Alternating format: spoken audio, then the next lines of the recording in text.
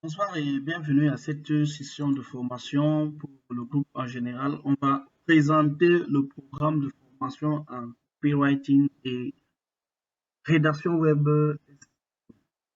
On va commencer déjà par cette question de Rodrigue qui demande si le copyright est obligatoire dans les contenus d'un community manager. Oui, je vais vous dire oui. Un community manager qui n'a pas de notion en copyright, pas de la peine à animer son auditoire. Il aura de la peine à attirer l'attention de son auditoire. Moi, je prends un exemple simple aujourd'hui. J'applique les techniques de copyright, par exemple, à GreenCap. Et je peux vous assurer que une page qui a, je pense, 3000 personnes, lorsque je mets un sondage, c'est plus de 100 personnes qui répondent. Donc, le copyright est très important pour un community manager. À quoi ça vous sert dans un premier temps? Parce qu'il est important de savoir, je vais vous donner, j'espère que vous avez de quoi noter, je vais vous donner quelle est la place de chaque.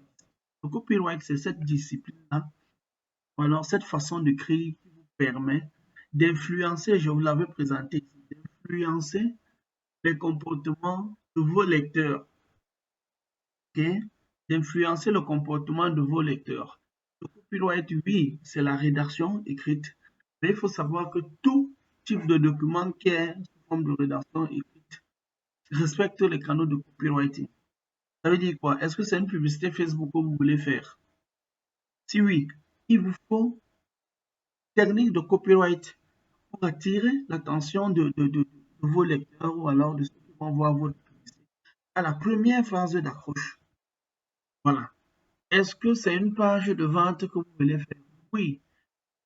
Bon, à la lecture de la première phrase, avant le livret qui vienne, que votre lecteur ait besoin de vous suivre jusqu'à la fin. C'est très important. C'est très important. Donc, vous devez savoir que, est-ce que c'est, par exemple, un article de blog que vous voulez écrire? Les techniques de copyright vont vous permettre de mettre les meilleurs titres de votre article de blog, ainsi de suite, ainsi de suite. Est-ce que c'est une page de vente, une publication, et autres? Bref, le copyright intervient partout, mais pas que. Est-ce que vous êtes, par exemple, en train d'écrire un roman? Rappelez-vous, il faut savoir que le copyright entre dans le domaine, par exemple, de ce qu'on appelle euh, euh, les narrations. Rappelez-vous quand on parlait de narration, c'est un ensemble de développement des écritures, hein, avec des éléments perturbateurs. Dans le copyright est là, l'élément perturbateur ici n'est pas là pour, par exemple, l'élément perturbateur ici, c'est là pour vous susciter l'émotion, c'est là pour vous permettre d'accrocher, rester et de lire jusqu'à la fin. Le copyright intervient partout, même sur les films que vous voyez. À la fin du film ou alors à la fin d'un épisode, vous allez toujours voir une certaine présentation, une certaine organisation qui vous attire, arrête à garder, qui suscite votre appétit à ce que vous soyez prêt déjà pour le prochain épisode. Ça, il faut le savoir. Dans le copyright vous sert. Et votre texte, c'est quoi? Lorsque vous avez écrit, vous pouvez avoir celui qui écrit son texte. En principe, il prend ce texte-là, il le donne à la disposition, par exemple, de copywriters professionnels qui relisent le texte et l'embellissent tout simplement. Ça, c'est une première chose. La deuxième chose, c'est que même si c'est votre série et que vous, alors même si c'est votre roman et que vous en êtes très content, à la fin, avant de le sortir, ça va passer sur l'éditeur, il va le lire. Et c'est un lecteur, un copywriter qui va revenir sur votre roman, sur votre, ainsi de suite, pour apprécier. Voilà, voilà. Maintenant, deuxième élément, sur vos vidéos, vos scripts vidéo que vous voyez, les spots vidéo que vous voyez à la télévision, les scripts vidéo que vous voyez par exemple sur les médias sociaux, un peu de partout, les spots vidéos publicitaires, même les affiches publicitaires que vous voyez. En principe, on applique les techniques de copyright pour vous inciter à acheter, à vous intéresser. C'est ça qui est la question. Donc, le copywriter, il est important, au-delà même de la compétence du community manager, qui fait dans le domaine marketing. Vraiment. Voilà. Il y a une autre question qui est posée pour moi. Bonsoir, monsieur.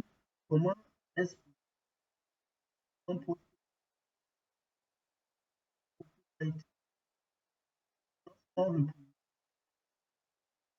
sans modifier de la page? Honnêtement, je ne peux pas vous comprendre déjà par et ça sera compliqué de donner une réponse péremptoire à ce que je ne comprends pas très bien.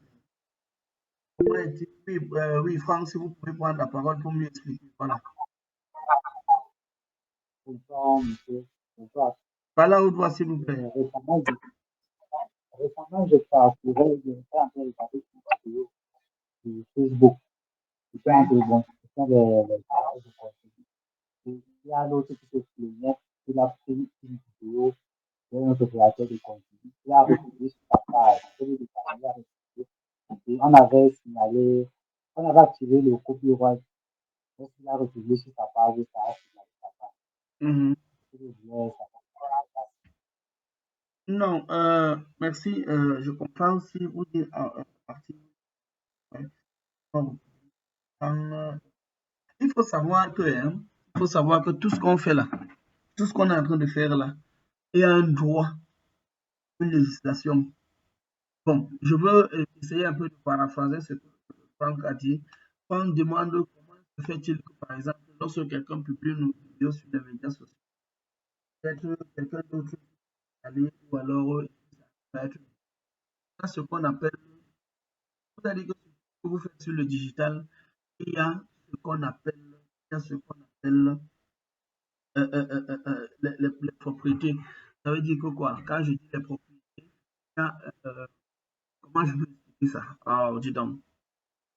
Il y a les droits, voilà, de protection. On protège vos données. On considère que si c'est vous qui étiez le premier, par exemple, je prends par exemple sur YouTube, je parle d'une vidéo que quelqu'un va prendre sur cette vidéo. Cette vidéo a une signature numérique unique sur YouTube. De telle sorte que si quelqu'un prend cette YouTube saura. YouTube déjà automatiquement va savoir que tu as fait une reprise de vidéo sur quelqu'un. Donc, parce que c'est protégé.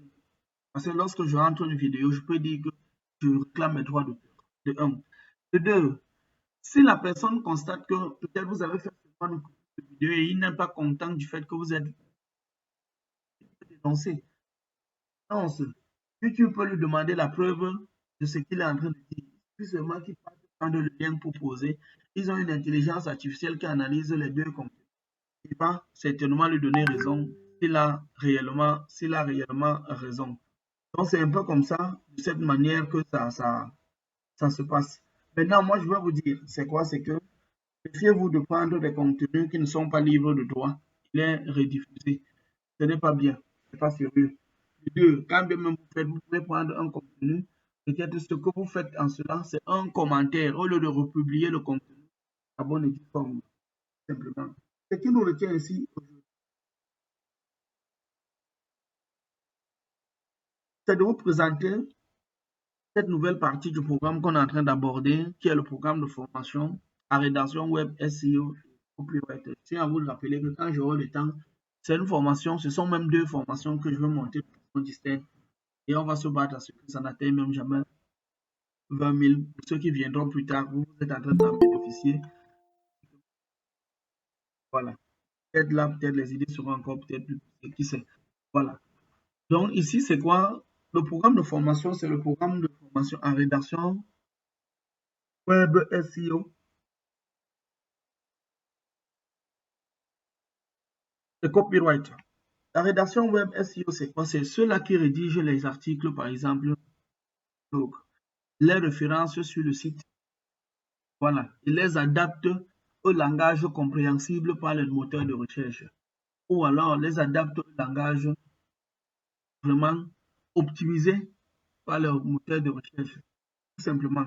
Parce qu'il faut savoir que lorsque vous êtes aujourd'hui sur Facebook ou alors pardon, sur YouTube, vous êtes pardon, Google ou alors Google Chrome, vous êtes en train de chercher une information. L'information qui vous est donnée ou alors les informations qui vous sont proposées sont données en fonction, eh bien en fonction du style d'écriture, de la façon dont les articles sont produits et tout. Voilà, dans un premier temps, donc, on va voir écrire pour les internautes et pour les robots. Écrire pour les internautes et pour les robots, c'est quoi? C'est qu'il faut savoir que lorsque vous êtes en train d'écrire, vous adressez à une cible bien particulière.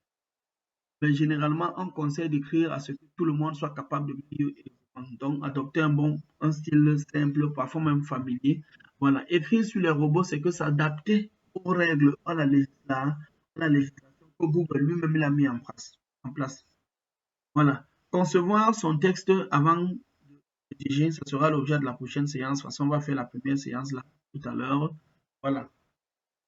Adapter son écriture au web, choisir la place des mots-clés. Voilà. Voilà. Rédiger les balises SEO. Publier le contenu sur WordPress. On va vous montrer comment le faire. Tout le monde n'aura pas les accès. Gérer les images sur les sites web. Hein. Gérer les stratégies éditoriales d'un site web. Gérer le trafic vers un site web. Rédiger les contenus courts et persuasifs. C'est surtout ça qu'on demande sur les médias sociaux. On va y revenir. Concevoir les newsletters et les landing pages. Je tiens à vous rappeler que si vous savez manipuler les newsletters et les landing pages, vous n'avez même pas besoin de site web. Vous avez juste besoin d'être quelqu'un là. Soit les newsletters, vous faites les pages de capture. Je prends un exemple. Si vous avez une activité, par exemple, sur Facebook, vous lancez, vous collectez les emails. Après, vous faites les newsletters pour lancer vos suite. Voilà. Les techniques psychologiques des copywriters, les techniques d'écriture pour ceux qui manquent de style, le storytelling. Il faut savoir que quand on parle de copywriting ici, ce sont les techniques d'écriture. Tout à l'heure, quand on va finir la première partie, je vais vous montrer déjà comment on fait des phases d'accroche, mais aussi la constitution, par exemple, d'une publication sur un réseau social comme Facebook. Ceci étant dit,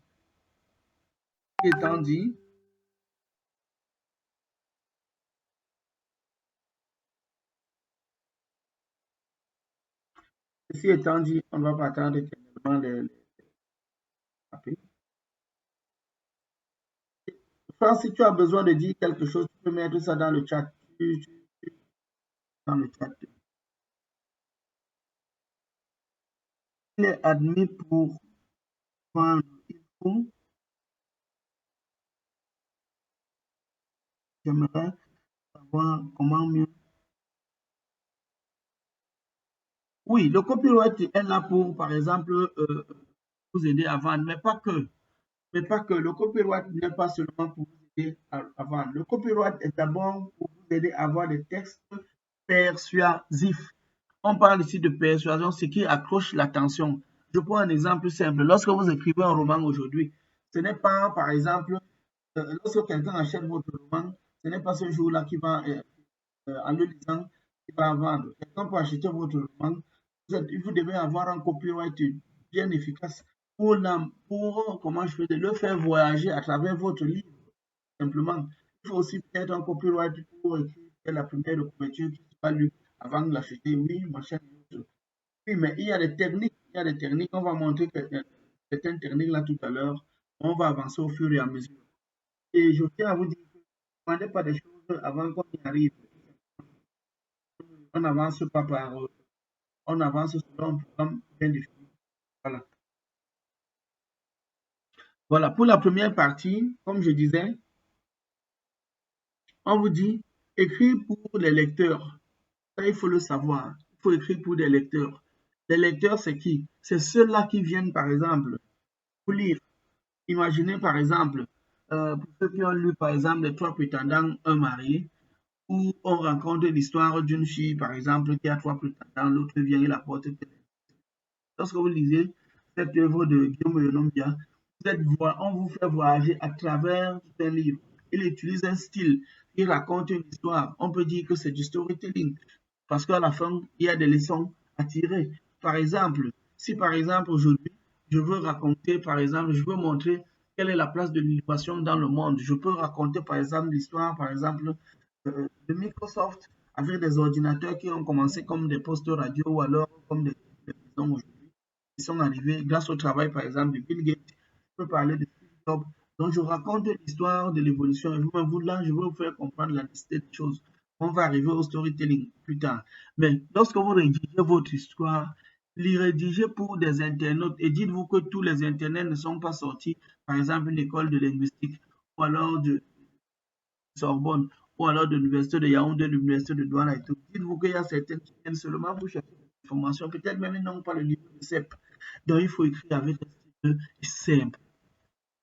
Quand on vous dit écrivez sur les robots, on va vous donner au fur et à mesure qu'on va avancer, notamment à partir de la première, la deuxième séance, on va vous montrer comment vous écrivez, vous devez écrire facilement, comment vous devez écrire de telle sorte que le robot comprenne ce que vous êtes en train de dire et qu'il propose vos textes. Voilà. Comment les robots lisent-ils les pages web? Il faut savoir que les robots pour lire les pages web, vous allez voir ici, ils se basent sur les mots-clés. Les mots-clés, c'est quoi? Les mots-clés, c'est par exemple, sachez que lorsqu'un internaute, si vous partez là maintenant écrire sur le navigateur, école de commerce à Douala, école de commerce du Douala, c'est un mot-clé. Ça veut dire que si par exemple l'ISEC de Douala a développé un bloc d'information pour parler de son école de commerce, il y a de fortes chances qu'on vous propose le site de l'ISEC de Douala, tout simplement. Si ESG a développé un blog où on parle d'école de commerce à Douala, il y a de fortes chances aujourd'hui que dans le développement, on vous parle d'ESG comme école de commerce. Si INSAM, par exemple, même par exemple, ceux qui voient les affiches là d'ailleurs où je serai, ou alors où je suis le responsable marketing et communication digitale à partir de demain, vous avez vu leurs affiches là, c'est une business school, c'est la meilleure business school d'Afrique noire francophone. Si même aujourd'hui développe son site internet qui est en train d'être développé et qui vous dit par exemple que sur son site il y a un article qui parle de BEM par exemple comme la meilleure école commerce d'Afrique noire francophone, peut-être qui vous positionne directement après vos 2 ans d'études au Sénégal, pardon, je veux dire en France, aux États-Unis ou alors au Canada ou en Chine. Voilà, Google va vous envoyer vers le site de BEM tout simplement. Donc c'est comme ça que ça se passe. Il n'y a aucun secret à l'intérieur. Mais c'est à vous, lorsque vous faites vos rédactions, c'est de lister les mots-clés. Les mots-clés, c'est quoi? C'est rester comme ça sur le papier. On va arriver, mais rester comme ça sur le papier et vous dire quels sont les éléments que les gens sont susceptibles de taper sur le navigateur et qui les redirigent vers mon site. Je vais vous montrer comment le faire prochainement. Voilà. Notion d'HTML. Il faut savoir, il y a les éléments importants sur l'article ou alors lorsque vous faites votre présentation web. Il y a les titres. Il y a les titres de plusieurs niveaux. Il y a les titres de premier niveau qui sont les titres, les grands titres là. Les titres de deuxième niveau. Je prends un exemple simple. Lorsqu'on est en train de regarder, par exemple, voilà un titre, par exemple, de premier niveau. Par exemple, bien même là. Vous voyez, titre de premier niveau, deuxième niveau, 3 niveaux, 4 niveaux. Lorsque vous faites aussi la rédaction web, c'est exactement ça. Lorsqu'on va arriver au niveau des articles, il y aura des titres de premier, des titres de deuxième niveau, des titres de troisième niveau, ainsi de suite. Il y aura les mots-clés. C'est à vous de savoir comment positionner les mots-clés. On va vous former comment le faire. Voilà. Donc, c'est tout un ensemble. Et si ces respects-là, ces éléments-là sont bien faits, vous allez voir vos articles de plus en plus référencés. Voilà. L'algorithme de Google. L'algorithme de Google, c'est quoi? C'est qu'il fonctionne avec plusieurs éléments. Les éléments, par exemple, de fonctionnement que Google utilise, c'est un, la localisation. Les éléments que Google utilise, un, la localisation. Deux, les mots-clés que vous utilisez d'abord. Deux, la localisation. Trois, la pertinence de votre étude. Donc, le respect, par exemple, de la nomenclature. Donc, par exemple, est-ce que vous avez donné les noms à ces images-là? On va vous montrer comment le faire. Est-ce que vous avez les liens, comme on appelle les pointer vers des autres sites de référence? Est-ce que vous avez ça sur vous? Est-ce que vous avez le lien qui pointe vers d'autres articles de votre blog à l'intérieur de votre... Voilà. Est-ce que vous avez préparé tout ça? Est-ce que le style d'écriture que vous utilisez, hein, on vous demande par exemple des phrases courtes qui ne doivent même pas dépasser 8 mots, ainsi de suite, ou alors 10 mots. Est-ce que vous utilisez cela? Google va compter tout ça, administrer tout ça, analyser tout cela et vous donner c'est en fonction de ça qui va envoyer les gens sur votre site ou pas. Donc, méfiez-vous, sachez que lui, il a un outil d'intelligence artificielle tellement avancé qu'il ne s'en prive pas de l'utiliser chaque fois que cela est possible. Voilà. Comment publier sur les réseaux sociaux? Ça, c'est la pratique qu'on va faire aujourd'hui. Voilà. Quand on dit comment publier sur les réseaux sociaux, c'est quoi? C'est un peu l'algorithme, en fait. On vous donne une technique. Si on donne une technique pour publier sur les réseaux sociaux, le premier truc, le premier élément que vous devez avoir pour bien publier sur les réseaux sociaux, c'est la phrase d'accroche.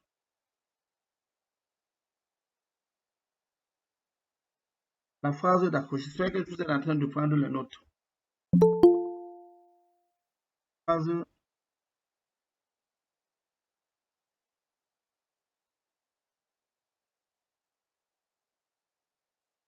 d'accroche. Après la phrase d'accroche, vous devez avoir un libellé. Après le libellé, vous devez avoir le call to action,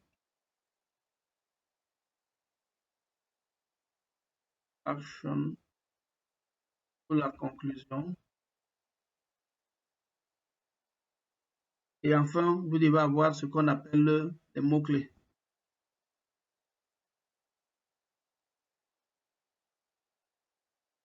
J'ai oublié, même hier, j'ai oublié ça. Les mots-clés, c'est par exemple genre marketing.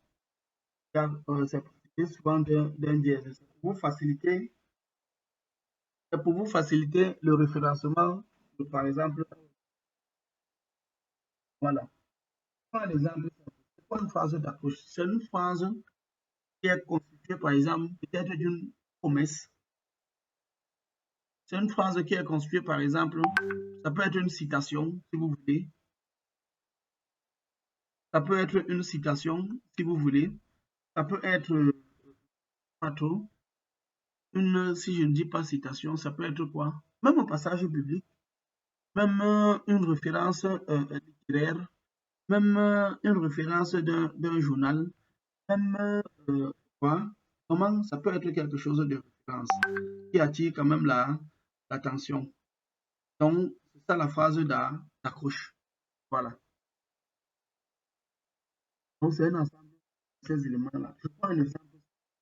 Comment vendre, par exemple, comment faire un chiffre d'affaires en vendant, comment faire un chiffre de 2 millions, par exemple, en vendant des compétences en 2 mois. Lorsque quelqu'un arrive à sa publication et voit une phase d'accroche comme celle-là, attire son attention. Le but, c'est qu'il reste. En effet, j'ai développé un programme de formation. En effet, ou alors, en effet, pour avoir travaillé avec 3 partenaires, pour avoir développé des compétences depuis 6 mois en copywriting. Aujourd'hui, je travaille avec 3 partenaires qui me rapportent un chiffre d'affaires, par exemple, 2 millions. Cette formation, je vous propose la solution exceptionnelle que j'ai faite. Déjà, pour que vous développez, mais de deux, que vous arrivez à les vendre. Donc, et vous amène à vendre ces compétences-là.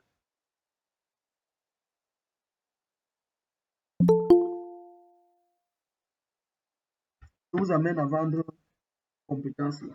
Par exemple, maintenant, il vous dit, par exemple, pour en savoir plus, alors réservez la place, votre place sur la prochaine suite maintenant. La conclusion ou action. C'est un peu ça.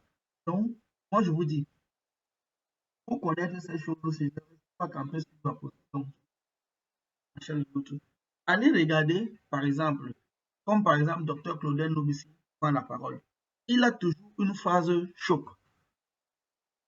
Je développe 850 idées par an. C'est ce qu'il dit.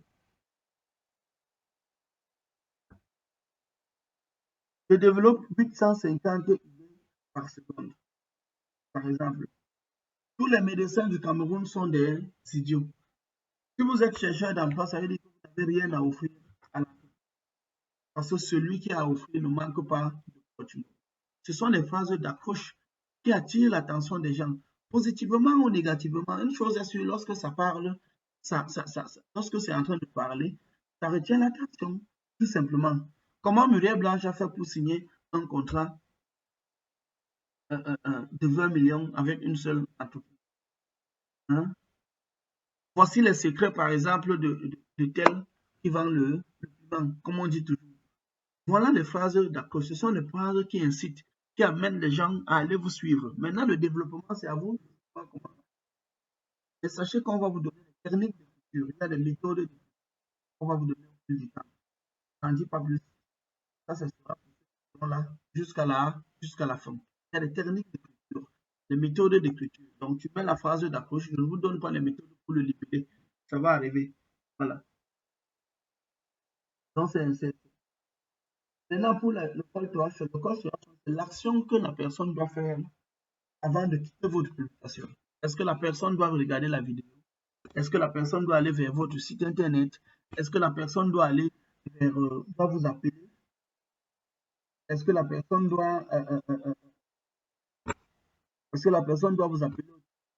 Est-ce que la personne doit vous faire un message au WhatsApp? Est-ce que la personne doit consulter votre catalogue? Ainsi de suite, ainsi de suite. Vous voyez que c'est un ensemble d'éléments. Je vous ai montré les éléments de call to action, par exemple, lorsqu'on expliquait la publicité Google. Voilà. Voilà ce qu'on peut dire aujourd'hui d'entrée de jeu sur le sujet, sur la première partie. La prochaine partie, je pense qu'on va faire deux parties que je suis en train de souligner là. Maintenant, je vais vous donner aussi une astuce. Vous avez l'habitude de voir les gens, par exemple, changer de police sur une publication. Je vous envoie rapidement le lien pour apprendre à changer de police. C'est le lien là. Si vous prenez la police qui vous plaît. C'est un peu ça. Voilà.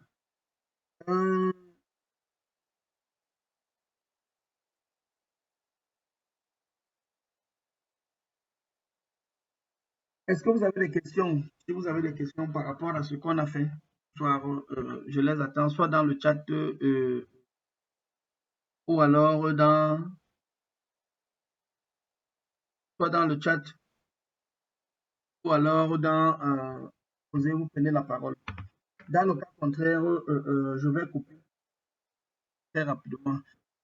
Objectivement, je ne vais plus beaucoup attendre quand, par exemple, quand c'est le cas de la formation, on donne le magistrat, on donne les éléments pratiques que vous pouvez suivre et on coupe directement. C'est à vous d'aller vous appliquer, aller chercher davantage et d'appliquer. Maintenant, en termes de devoirs, je peux vous dire dans le groupe, vous essayez de sortir les publications typiques avec les phrases d'approche délibérée et les call to action et des mots-clés, tout simplement.